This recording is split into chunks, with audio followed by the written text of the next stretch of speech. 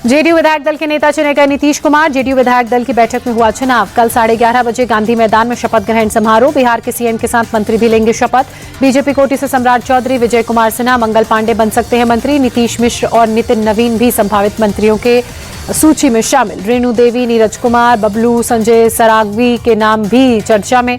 सहनी और रजनीश कुमार भी बीजेपी कोटे से बन सकते हैं मंत्री।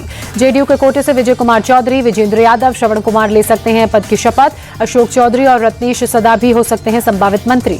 जेडीयू कोटे से सुनील कुमार और श्याम रजक भी बन सकते हैं मंत्री। जवान खान, लेसी सिंह और दामोदर के नाम की भी चर्चा। एलजेपी-आर से राजू तिवारी और हम से संतोष कुमार सुमन के नाम की चर्चा। आरएलएम से स्नेहलता कुशवाहा बन सकती हैं मंत्री।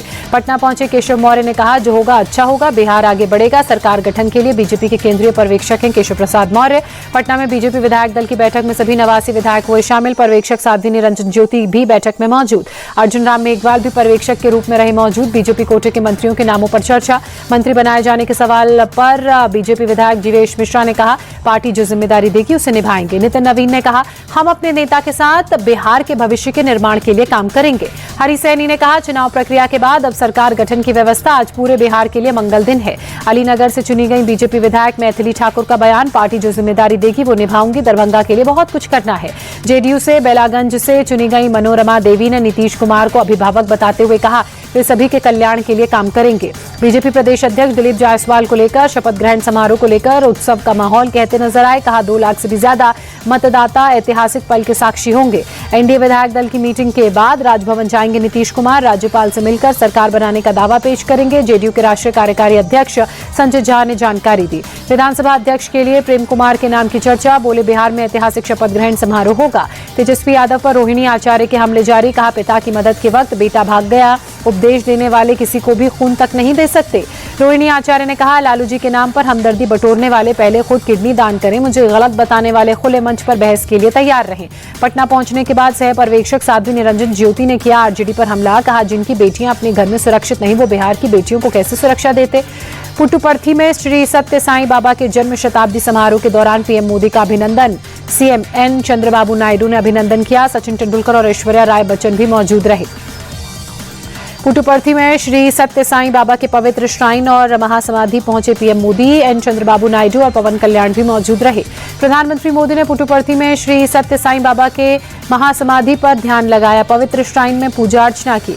आंध्र प्रदेश के पुट्टुपर्थी में पीएम मोदी ने रोड शो किया। सड़क के दोनों किनारे पर लोगों की भारी भीड़ उमड़ी। पश्चिमी मेदिनीपुर में बीजेपी नेता दिलीप घोष ने कहा, हम टीएमसी को टक्कर देने के लिए पूरी तरह से तैयार हैं। पूर्व प्रधानमंत्री इंदिरा गांधी की जयंती आज। प्रधानमंत्री नरेंद्र मोदी ने ट्वीट कर दी श्रद्धांजलि। दिल्ली में शक्ति स्थल पर इंदिरा गांधी को श्रद्धांजलि। सोनिया गांधी, राहुल गांधी और खड़गे ने पुष्प अर्पित किए। दिल्ली में मंत्री आशीष सूद ने जनकपुर स्थित शनि बाजार चौक का दौरा किया। इलाके में सफाई व्यवस्था का निरीक्षण किया। अल फलाह यूनिवर्सिटी के फाउंडर जवाद सिद्दीकी को 13 दिन की कस्टडी में भेजा गया। साकेत कोर्ट ने 1 दिसंबर तक ईडी की कस्टडी में भेजा। ईडी ने अल फलाह यूनिवर्सिटी से जुड़े 25 ठिकानों पर रेड की कार्रवाई को अंजाम दिया। मनी लॉन्ड्रिंग से जुड़े कई अहम सुराग मिलने का दावा। ईडी की टीम ने रेड के दौरान 48 लाख कैश, कई डिजिटल डिवाइसेस, अहम दस्तावेज बरामद किए। कई शेल कंपनीज के भी सबूत मिले। 10 दिन की एनआईए कस्टडी में भेजा गया दानिश। आतंकी उमर के साथ दिल्ली ब्लास्ट की रची थी साजिश। आतंकी उमर को कांग्रेस नेता इमरान मसूद से भटका हुआ युवक बताया। उमर का वीडियो सामने आने पर इमरान ने कहा। इमरान मसूद के बयान पर बीजेपी का पलटवार। मोहसिन रजा ने कहा, कांग्रेस हमेशा आतंकवादियों का समर्थन करती आई है।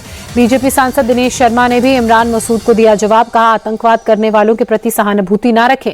बागेश्वर धाम के पीठाधीश्वर पंडित धीरेन्द्र कृष्ण शास्त्री ने पदयात्रा के दौरान फरीदाबाद में विस्फोटक मिलने पर कहा, आतंकवादी यात्रा में विस्फोट करना चाहते थे। शेख हसीना के बेटे सजीब वाजेद ने पीएम मोदी का आभार जताते हुए कहा, संकट के समय भारत ने मेरी मां की जान बचाई। अगर वो बांग्लादेश नहीं छोड़ती तो उग्रवादियों ने उनकी हत्या की योजना बना ही ली थी। शेख हसीना के प्रत्यर्पण पर सजीव वाजेद ने कहा, प्रत्यर्पण के लिए उचित प्रक्रिया का होना आवश्यक होता है, जबकि बांग्लादेश में एक अनिर्वाचित, असंवैधानिक और अवैध सरकार है। गुवाहाटी में आरएसएस के शताब्दी समारोह में संघ प्रमुख मोहन भागवत ने कहा, जो भारत पर गर्व करता है, जो हमारी इस संस्कृति की विरासत लेकर चलते हैं, वे हिंदू हैं। संघ प्रमुख ने कहा, हिंदू केवल एक धार्मिक शब्द नहीं, ये पूजा पद्धति और खान पान में बंधा नहीं है। ये हजारों वर्षों की सांस्कृतिक निरंतरता में निहित एक सभ्यतागत पहचान है। मोहन भागवत का हिंदू को लेकर बयान। कहा, अपनी पूंजी पद्धति छोड़े बिना, अपने रीति रिवाज छोड़े बिना मुसलमान और ईसाई भी इस देश और भारतीय संस्कृति को मानता है तो वो हिंदू है।